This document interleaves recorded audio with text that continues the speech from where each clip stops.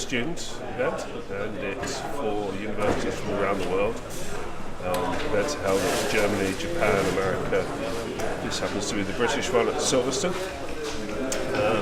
Basically, students design a car from scratch, then they manufacture the parts, construct the car, and then they come along to Silverstone and compete with the car. This is only the second year we've participated. I was part of the team last year, and I'm just advising on the team this year. And the 6 guys have built the car from scratch. We've got Sam, who's polishing up the bodywork, ready to go into scrutineering. We've got some other guys who are fixing the last pieces of bodywork onto the car. We've got Kerry at the back, who is working on the brake lines, I think, at the moment. And Alberto is helping with welding plates on. It's basically all the last minute little bits and pieces. The last 3 weeks we've been doing 12-hour days pretty much, 5 days a week. And we before Christmas and then up to about Easter really, we were designing it. Not a lot was getting built, so since then it's been a mad rush to get everything built, and it's just really time consuming. The goal for today is to get the car through scrutineering, which also includes a brake test. The brake test is the first time that we're allowed to put fuel in the car and actually drive it. After we've completed the brake test, which is the last of the tests, we are allowed to take the car onto the practice grounds, which is where the students will get the first chance to actually drive the car properly and practice for the events of tomorrow and Sunday, which is the driving events.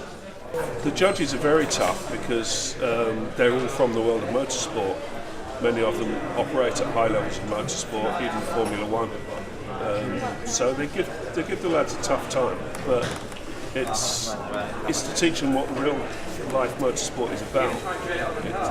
It's where they're going to be trying to get employment in a year's time. So it's a really good grounding.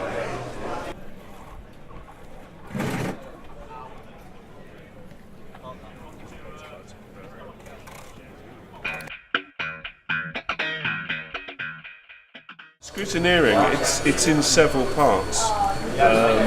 One part is to ensure that the students are capable of reading and understanding a set of rules, because we basically start with a rule book and nothing else, and you have to build the car to that.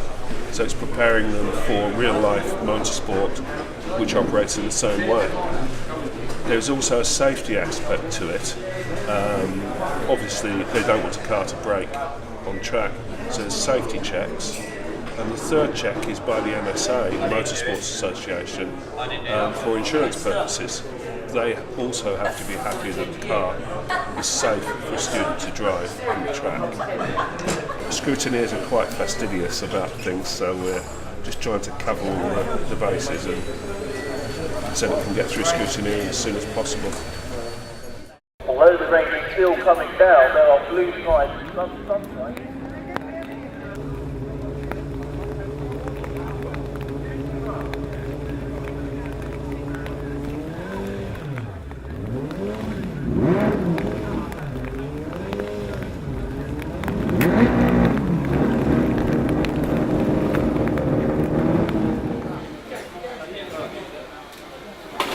Quite late go to scrutineering, so at 6 o'clock there's a cut-off, so we only managed to get through the first part.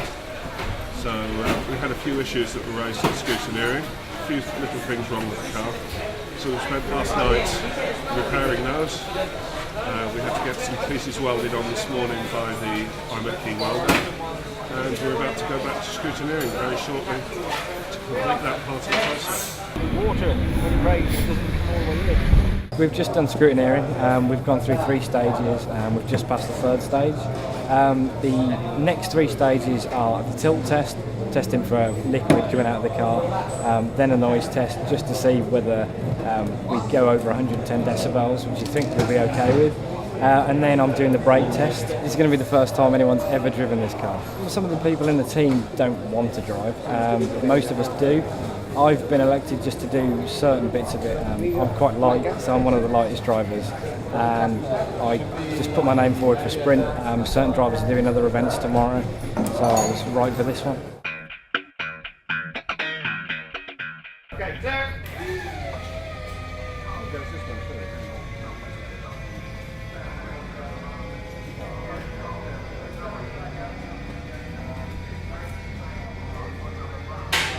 Notice starting down.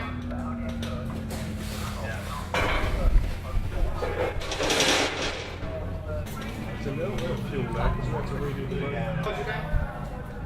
Okay, yeah.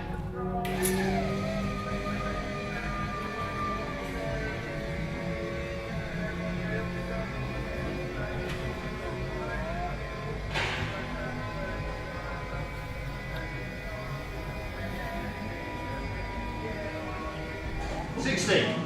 Yeah. Clear.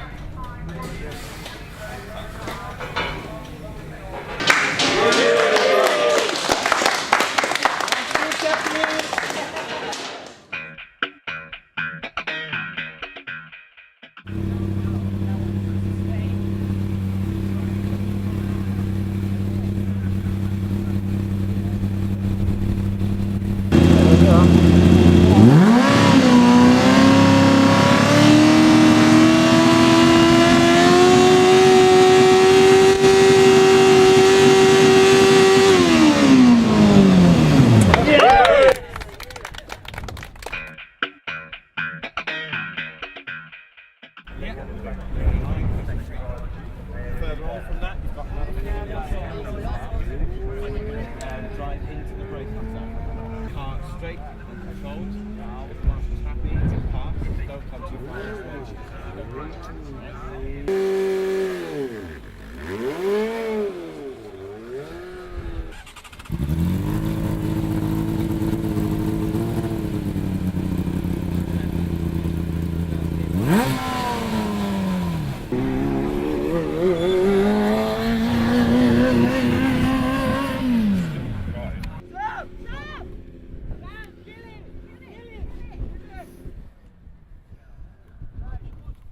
Well, we passed the tilt test and the noise test quite well actually.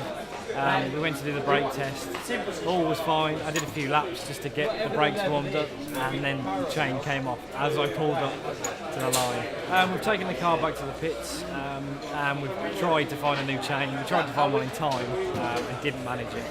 But we asked a few teams, didn't seem to be getting anywhere. Most teams use a different chain to us, 525 rather than 520s that we use, which is slightly bigger space in between the little tabs. But Cambridge have lent us one or given us one, and a few other unis have helped us out with links as well. So many teams have helped us out, and it's great. You can just walk up to any team and they seem to always try and help you out. So we've done the same for many teams, but everyone's been really friendly and helpful. Hopefully tonight we can get this sorted, get a new chain on, and then tomorrow morning straight over to the brake test, and hopefully get into the endurance race after we've done it.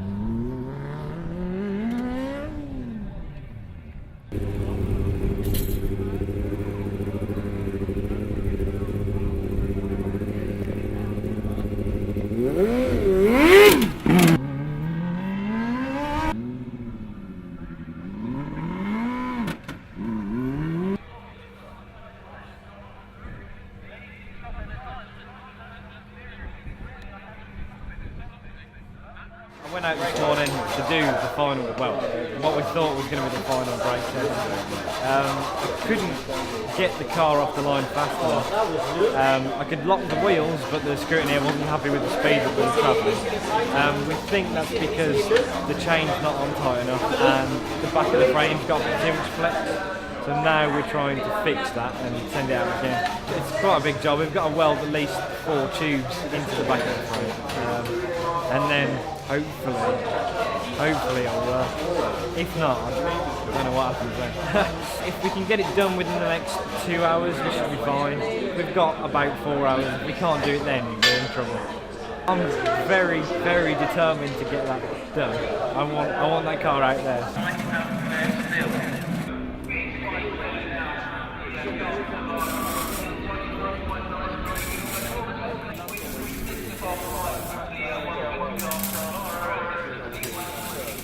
The guys on the camera are listening to this. I'm bored of looking at the lumber car that's parked up.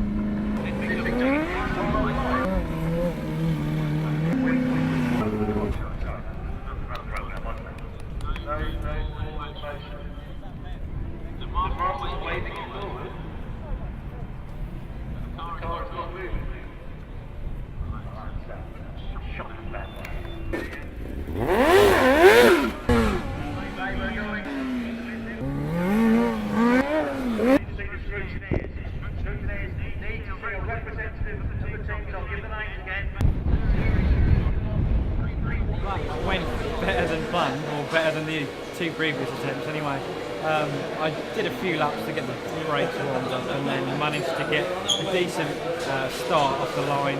I managed to lock up the brakes within the box, so they just about let us off with it. It looked really good and it felt really good. The steering's much lighter than I thought it was going to be, and it's really good to handle. I hope we don't have any more problems, apart from the little water fiasco, which was a bit of steam, but I'm sure that won't happen again.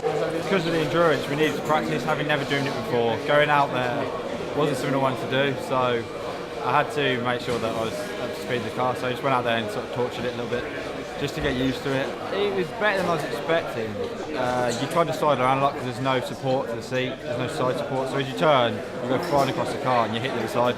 So quite bruised, but apart from that, it's great. So in a bit, we're going out on the endurance. The course is roughly a kilometre. It's about 22-23 laps split between 2 drivers, so it'd be about 11 each. It's all about trying to stay out there basically. These cars aren't really made to last very well. Obviously being student built, we try, but so it's about being quick but making it. So you have to go through there and turn right and then round into the queue.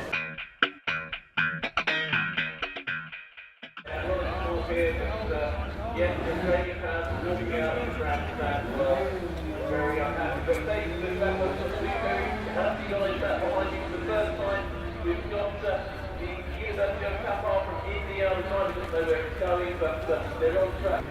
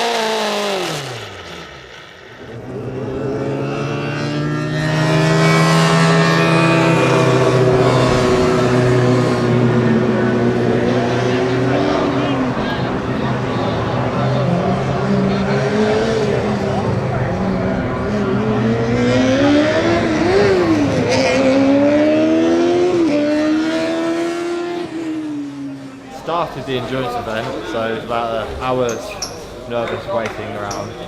Finally got going. The car was brilliant to begin with. The tyres formed quite nicely, and then I lost every gear apart from first. So I had to rev it all the way around, and then the exhaust went glowing. Well, I couldn't have to see this, but the exhaust on top was glowing. And it melted one of the rubber bands holding it, and they pulled me off because of the fire hazard, which is very disappointing. It motivates me more because you want to succeed more. Having failed, well, we haven't failed. We haven't gone as well as we'd like to, but at the end of the day, we did make it on the circuit, and it was good. We beat the other two Birmingham teams in the endurance event, which is a positive, especially since they've been doing it a lot longer. And the car was really, really good to drive. I was surprised how friendly and approachable the teams were, and not all of them, but a lot of them, how happy they are to lend parts, and vice versa. You don't want, you're there at the end of the day to get on track, and everyone understands that at the time of need, giving somebody that part is just a little thing to help. But it could mean the difference between getting on track and not. It's been really stressful, but we've pulled together better the more stressful it's got. I think that everybody, I feel like I let everybody down because the car just didn't make it, but I think everybody out there in our team has worked so much harder than you would expect to have had to have worked, and the people around here don't really appreciate that. They don't see that. They don't see the months of work that we put into this project. So they just see a car that just didn't make it. But the budget, the people we've got, the time we had, I think we've all done ourselves proud. Don't give up. No matter how hard it seems, no matter how many times you're thinking, I'm just not getting anywhere, eventually it does all come together, provided you put that effort in, and we did. Oh, definitely, yeah. Next year for the former student, and hopefully, that's why I'm BCC, but former student next year, definitely. Whether I'm in the team or not, but I'll still be here.